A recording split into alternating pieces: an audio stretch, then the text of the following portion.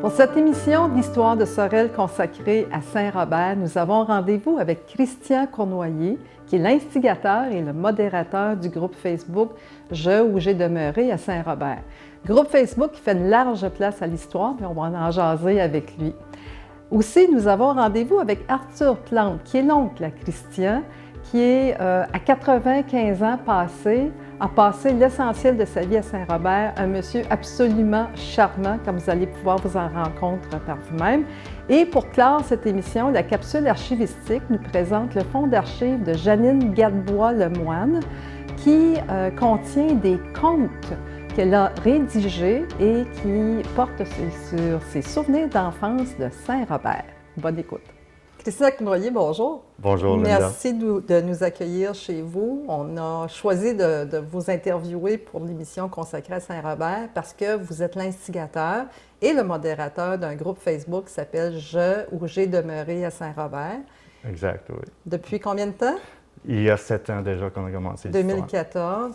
Et puis, c'est tout à votre honneur. Il y a au-delà de 1100 membres du groupe et Puis vous faites une large place à l'histoire dans le groupe. Fait qu'on va en reparler tantôt, si vous voulez bien. Mais je voulais d'abord, parce qu'on s'en est parlé quand on a préparé l'entrevue, il faut absolument faire le tour de vos familles parce que votre famille, votre père, votre mère, vos grands-parents paternels, maternels, vos arrière-grands-parents, c'est tout du monde de Saint-Robert. Votre intérêt pour l'histoire? J'ai beaucoup d'intérêt pour l'histoire. Je pense que ça vient justement plus du côté maternel. Ma mère était une passionnée des familles.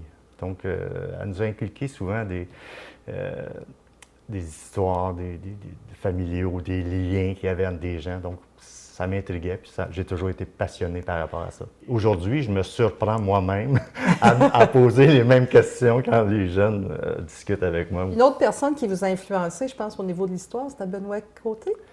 Oui, Benoît a eu une grosse part aussi dans l'histoire, parce que Benoît est un passionné, premièrement. C'est l'ancien curé de Saint-Robert. Oui, l'ancien prêtre de Saint-Robert et plusieurs paroisses environnantes.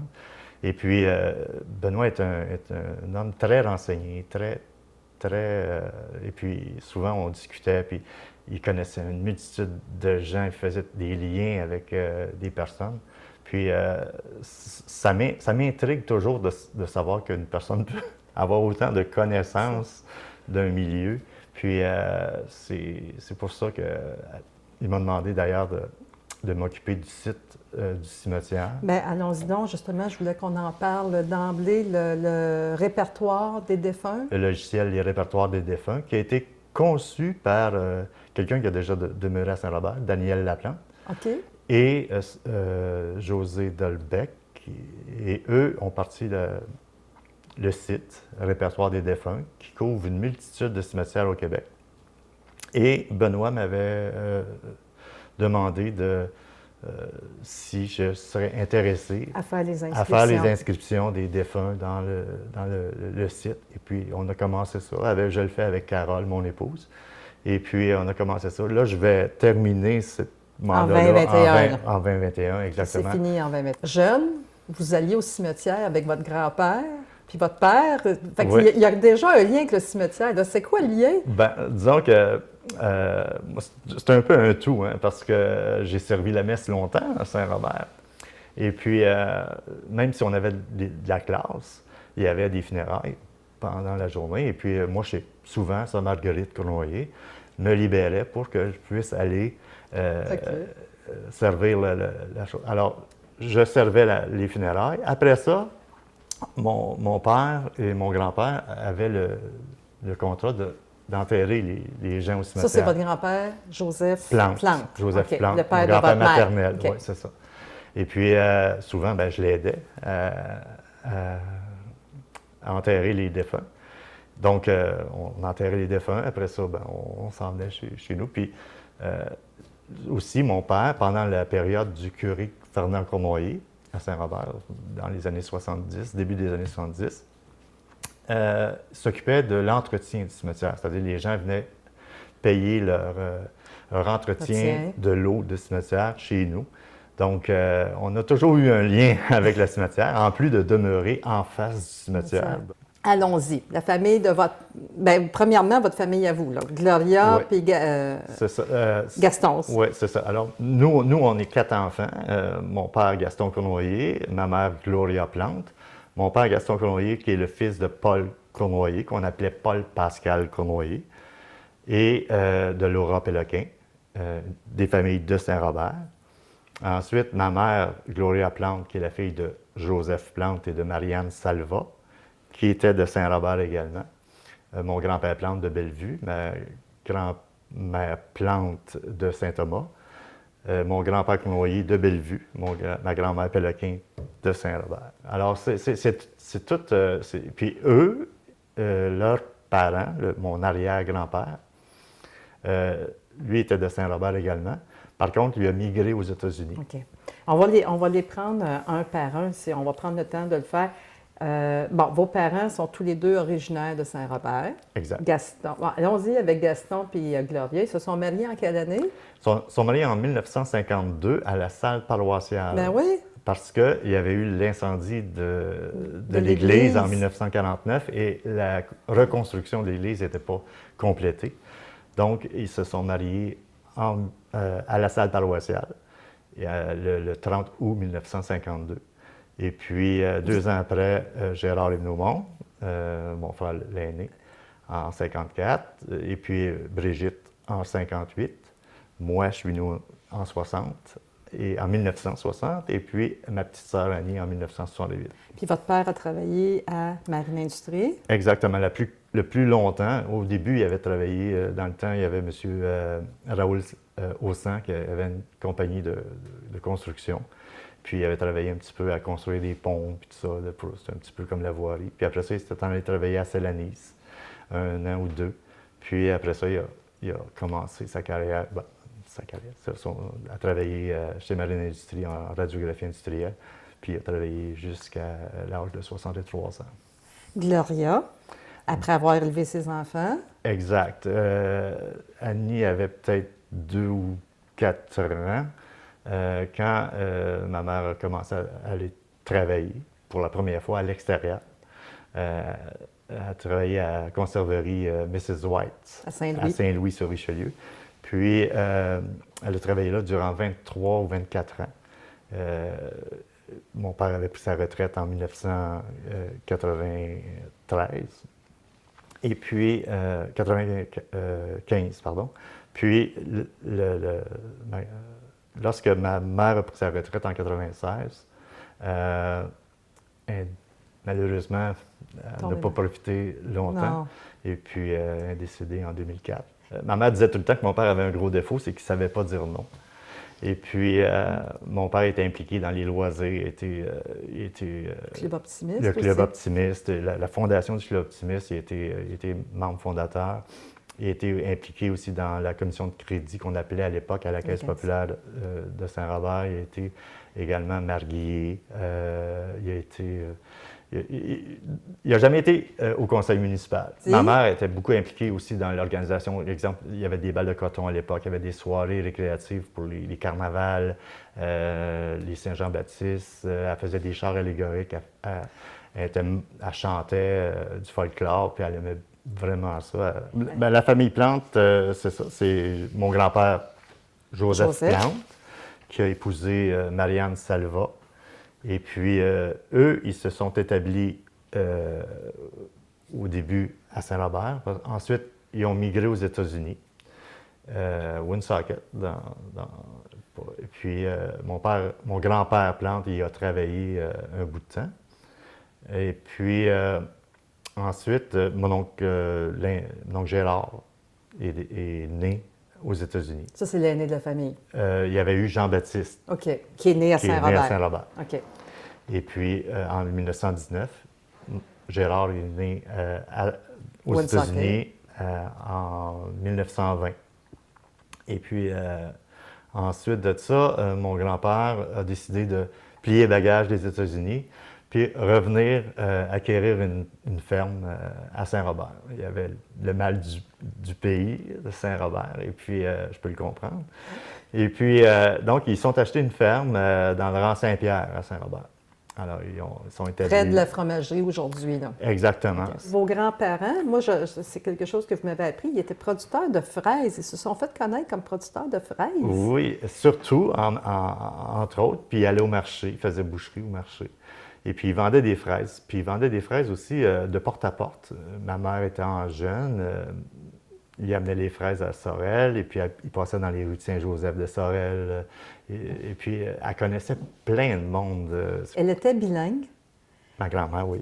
Puis parce qu'elle était bilingue, elle était mise à contribution. Exact, oui, parce que il y avait on appelait ça ceux qui vendaient le foin en Ontario, à Blue Bonnet, et puis aux États-Unis.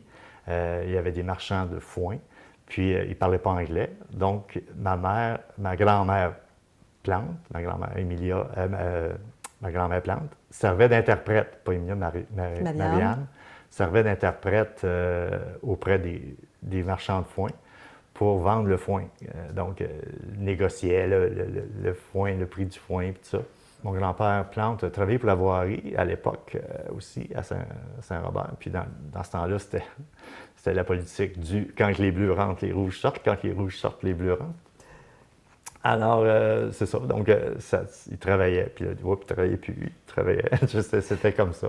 Fait que, veut pas, on faisait de la politique malgré soi, parce qu'on était associés à un parti si on voulait travailler. C'est ça, exactement. Vos arrière-grands-parents maternels, on parle de Joseph Plante puis Aurore Valois. Oui. Originaire de l'île du Pas? Oui, ça vient de l'île du Pas. Ils se sont mariés même dans ce coin-là. Et puis, eux, ils sont déménagés à Yamaska. Ben, c'est ce qui était Yamaska. Ça, on parle de mon arrière-grand-père. OK. Et puis, là, ils ont déménagé à Yamaska. Puis après ça, bon, il y a eu la fusion en 1855, Saint-Robert est arrivé, puis tout ça. Mais il faisait partie du Saint-Thomas, du rang Saint-Thomas. Okay. Vous êtes la 4e génération de Cournoyer nés à Saint-Robert. Donc, votre père Gaston, votre grand-père Paul, puis votre arrière-grand-père Paul Pascal. Ça vient de où, ça, Pascal? Ben, son père, à Paul Pascal, c'était Pascal Cournoyer. Donc, dans ce temps-là, on associait souvent le prénom du paternel à la famille. Donc, c'était Paul à Pascal. Même qu'à Marine Industrie, mon père, quand on nommait Gaston Cournoyer, personne ne le connaissait ou presque. Quand on disait Pascal, ben là, tout le monde le connaissait. Votre père, son père Gaston Cournoyer, il est issu d'une grosse famille. Il était 12 enfants. Exact. On a une belle photo, d'ailleurs, de la famille au complet. Bon, 12 enfants, il y en a... Qu'est-ce qu'on peut dire de cette famille-là? C'est des gens qui étaient durant Bellevue? Exact. C'est directement voisin de l'aéroport, dans le rang Bellevue. Mon grand-père, Paul Cournoyer, est décédé en 1951. Et puis ma grand-mère, c'était Laura Péloquin. Elle venait du village, la fille de Pierre Péloquin. Et puis Élise Thiroux, je crois. Et puis... encore des noms de famille souches. C'est ça, exactement. Et puis eux, il y avait une ferme. Et puis mon grand-père, Paul Cournoyer, était un organisateur politique aussi. Mon grand-père était maire de Saint-Robert. Mon grand-père, Paul Cournoyer, était maire de Saint-Robert de 43 à 47. Fait que ça explique un petit peu l'intérêt pour la politique, Oui, disons que la pomme tombe pas loin du pommier. On a grandi dans une famille un petit peu Mais politique. Ce qui est intéressant, c'est que votre groupe Facebook, parce qu'on va y arriver, on ne parle pas de politique. Non, absolument pas. Ça. Au niveau des Cournoyer, vos arrière-grands-parents, c'était Paul Cournoyer puis Catherine Place. Exact, oui. Puis, eux autres, c'est ça. Eux autres, ils ont déménagé aux États-Unis. Oui. Il y a juste votre grand-père qui est revenu? Exactement. Il n'y a que mon grand-père qui est revenu s'installer à Saint-Robert. Et puis, tout le reste de la famille, des frères de mon grand-père Cournoyer, sont demeurés aux États-Unis. Toute la famille au complet, les filles, comme les garçons. Il y en a même un qui est devenu représentant démocrate. Mon oncle Léo Cournoyer a été pendant plus de 25 ans représentant démocrate. Mais de savoir qu'il y a des gens qui reviennent expressément à Saint-Robert, ils ont le mal du pays, ça explique aussi votre attachement à Saint-Robert. Veux pas, là. Sûrement que ça a quelque chose en lien avec ça, parce que si on prend, par exemple, mes deux grands-parents, mon grand-parent maternel qui a laissé les États-Unis pour revenir à Saint-Robert, mon grand-père paternel qui a laissé les États-Unis pour revenir à Saint-Robert, Sûrement que ça a créé un sentiment d'appartenance. Qu'est-ce qui vous a motivé à lancer le groupe en 2014? Ben, au début, c'était un simple groupe d'amis, si on veut dire, d'amis qui faisaient du sport surtout. Là, on avait des vieilles photos de sportives. Et puis, je me souviens de la ligne continentale de hockey où Saint-Robert était représenté. Puis, Saint-Robert avait des très bons joueurs, puis il figurait beaucoup. On allait voir ça, nous, collectionnait les photos qui passaient dans le journal. Un jour, quand j'ai décidé de partager ça, mais dans un petit groupe, tout simplement. L'idée, c'était pas de lancer quelque chose de gros départ. C'était pas lancer. Et puis là, les inondations sont arrivées. J'ai eu des photos. Puis les gens se sont mis comme à s'intéresser. Puis là, les gens partageaient ce que je partageais. Donc là, on a ouvert le groupe et puis on est devenu 200, 300, 400 et ainsi de suite. Le millième, ça a été Luc Royer de Bellevue, je me souviens. Il avait été le millième membre. Et puis, ensuite de ça, ben là, on est rendu à plus de 1100. Mais c'est ça, il y a des gens qui contribuent, qui vous envoient des photos, qui vous envoient des textes. Oui, vous avez raison. C'est exemple, Alain Pelletier de Saint-Robert, qui est une encyclopédie, on va dire, si on veut, un petit peu. Et puis, il y a aussi Mme Ginette Salva, il y a M. Guy Lemoine. C'est vraiment des gens, des familles souches de Saint-Robert aussi. Et ils ont plein de photos également, ces gens-là. Puis ils me font parvenir des choses. Puis c'est très intéressant de partager ça. Puis là, les gens se reconnaissent. Et puis, c'est le petit enfant qui dit « Hey, c'est-tu ta grand-mère? » Puis là, ça se texte entre eux autres. Moi, ce que j'apprécie de votre groupe, c'est aussi des avis de décès. Justement parce qu'on voit tous ces... J'imagine que même si vous ne vous occupez plus du répertoire, vous allez continuer à publier des avis de décès. Bien sûr. Bien sûr, OK. L'histoire plus ancienne de Saint-Robert, parce que Saint-Robert a été fondé en 1855, si on fait à peu près 100 ans, 1950, on s'aperçoit que Saint-Robert a déjà été assez gros. Grâce aux photos et aux informations que vous publiez, c'est hallucinant. Oui, puis il y a des gens, même comme moi, ça a fait en sorte que j'ai découvert plein de choses par rapport à Saint-Robert. Qu'on avait eu l'inventeur presque du cinéma, M. Gédéon Rivard, l'abbé Gédéon Rivard, qui est né à Saint-Robert, qui a grandi à Saint-Robert, mais qui a migré au Manitoba, puis qui a inventé pratiquement la machine à projeter des films. C'est un homme de Saint-Robert, M. Maurice Lavallée, qui a grandi à Saint-Robert, qui est né à Saint-Robert, qui s'est en allé en Colombie-Britannique, qui a fondé une académie, puis qui est devenue maintenant une école de second cycle secondaire. Mais il y a un prix maintenant, Maurice Lavallée. Maurice Lavallée est né à Saint-Robert. Monseigneur Lemoine, Louis-Roland Leduc, qui est un réalisateur connu.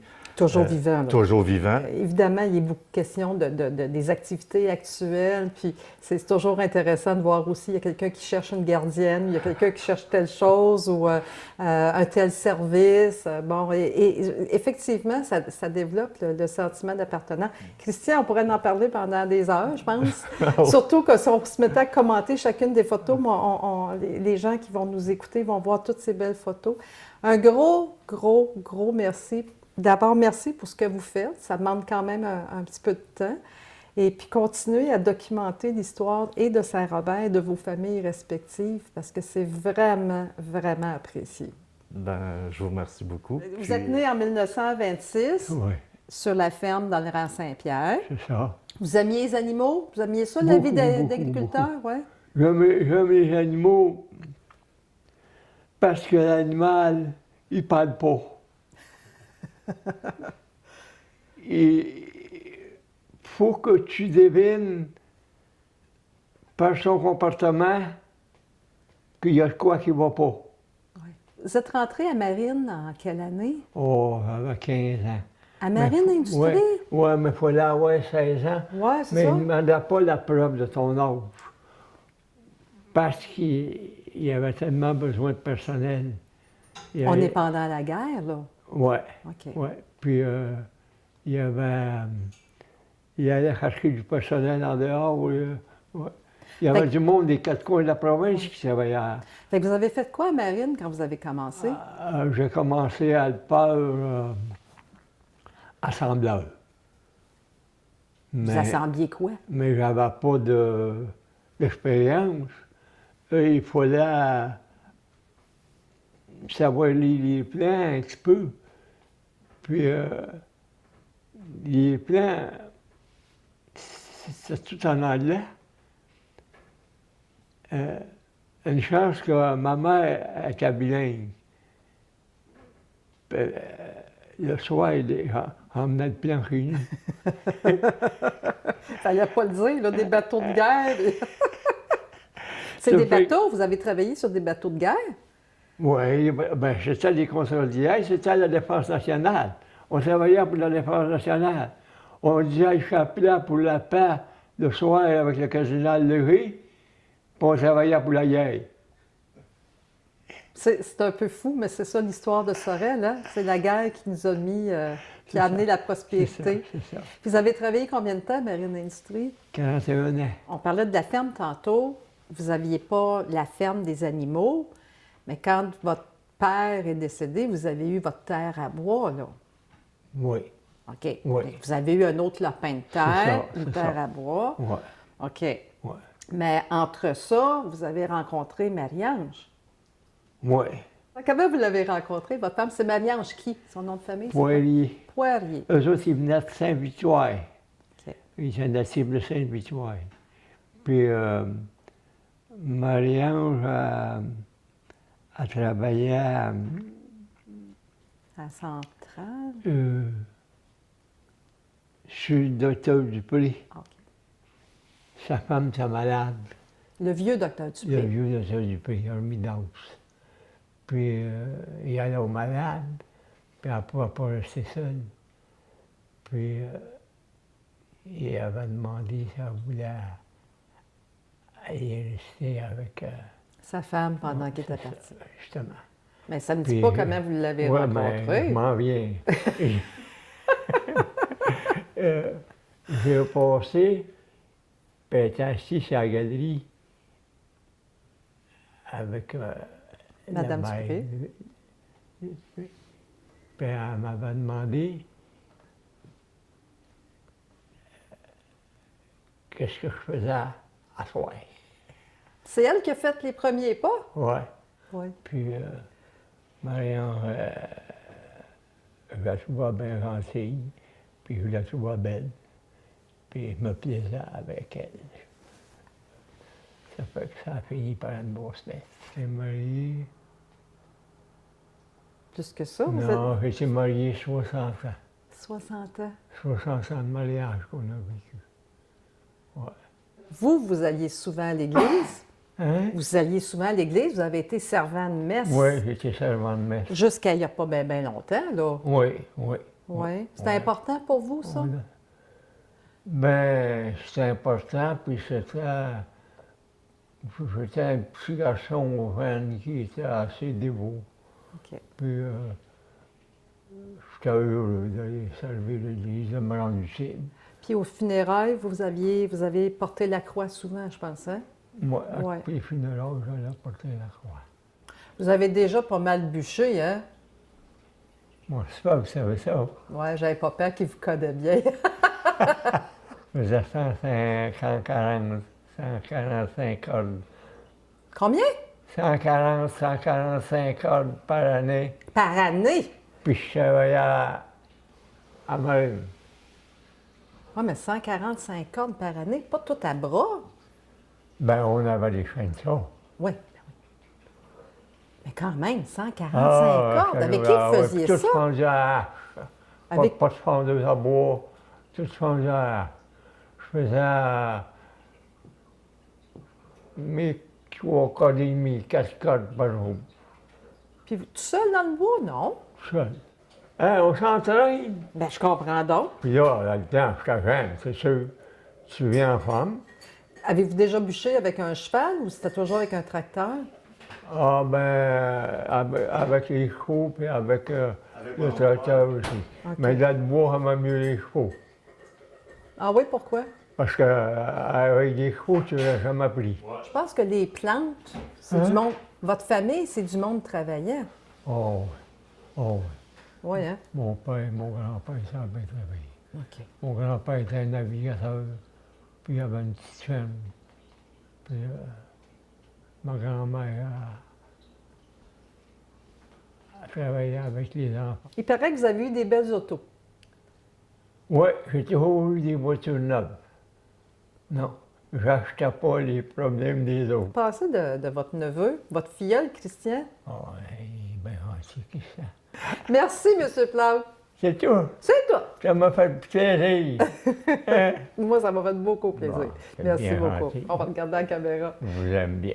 Ah, ben moi aussi, je vous aime bien. Ouais. Un beau sourire à notre ami Philippe. Quand on veut en savoir plus sur l'histoire d'une famille, il y a moyen de consulter différentes documentations. Une documentation, si on est le moindrement chanceux, c'est de consulter l'arbre généalogique qu'un membre d'une famille aurait fait et laisser une copie de ses travaux à la Société historique. C'est le cas d'ailleurs, et ça me permet de vous le présenter, Histoire d'Elzéar Lavallée et d'Adrienne Godette, et ça a été réalisé par Gaétan Lavallée. On le trouve dans le fonds de Paul White, le fonds P247. Une autre façon de consulter des histoires de famille, de savoir qui a fait quoi, qui faisait quoi dans une localité, c'est de consulter une monographie de paroisse. Il y en a plusieurs dans notre région, on est très chanceux. Je vous présente celui de Saint-Robert, il y en a d'autres aussi derrière moi. Alors, par exemple, si je suis intéressée à en savoir un peu plus sur l'histoire de la famille Aussan, qui est une famille souche de Saint-Robert, alors je consulte le livre de Saint-Robert, qui est disponible ici d'ailleurs dans les rayons. Et puis, j'ai j'ai 2 pages, alors je suis chanceux.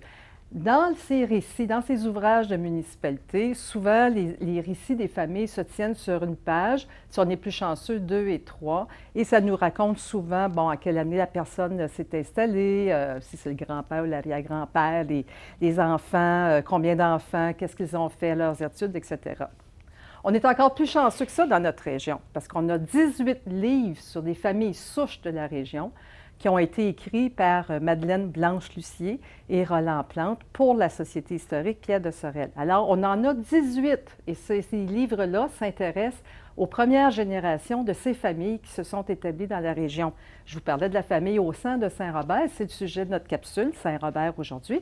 Bien, on a aussi une monographie, pas une monographie, mais on a un livre sur les censitaires, dont celui sur la famille Aussan.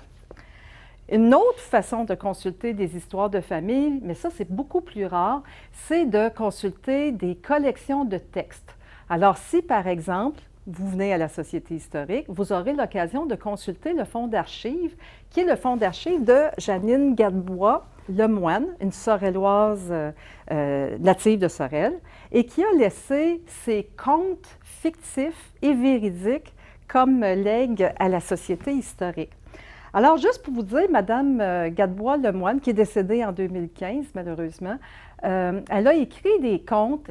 Son premier conte a été publié dans le journal Les Deux-Rives et la journaliste à l'époque, Louise Grégoire-Escaut, l'avait encouragée à continuer parce qu'elle avait visiblement un talent pour ce genre d'écriture.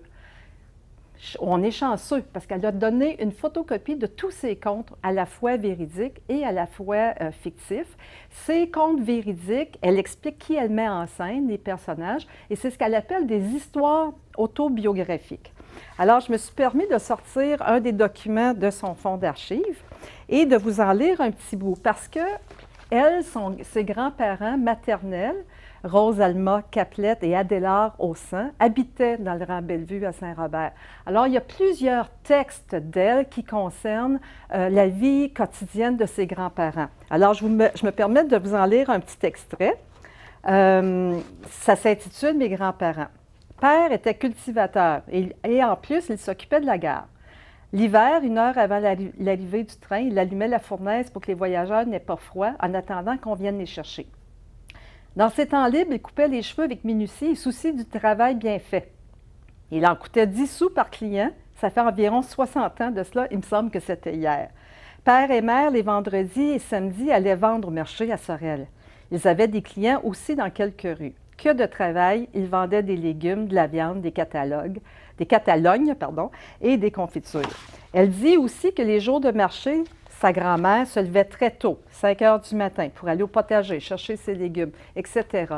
Ce qui est intéressant avec ces contes-là, et vous le voyez, ce sont des documents photocopiés. Donc, ce n'est pas des documents anciens qui datent de 100 ans dans ce cas-ci, mais c'est le souci des détails qu'elle nous donne sur la vie quotidienne de ses grands-parents à Saint-Robert, et elle parle aussi de ses parents à Sorel, notamment qu'il y avait une épicerie, l'épicerie Gadebois. Alors, pour Mme Gadebois, c'est vraiment un beau legs, c'est un beau legs pour nous. Et je finis en vous disant qu'elle nous a laissé cette citation que je trouvais importante de vous partager. « Si dans la vie, nous ne savons pas où nous allons, il est bon de savoir d'où nous venons. Ce passé a fait de nous ce que nous sommes. » Madame Gadebois-Lemoine, merci beaucoup. Et si le passé des familles au sang vous intéresse, n'hésitez pas à prendre possession ou à venir consulter le livre sur les Hauts-Sangs réalisé par la Société historique, par Madeleine Blanche-Lucier et Roland Plante.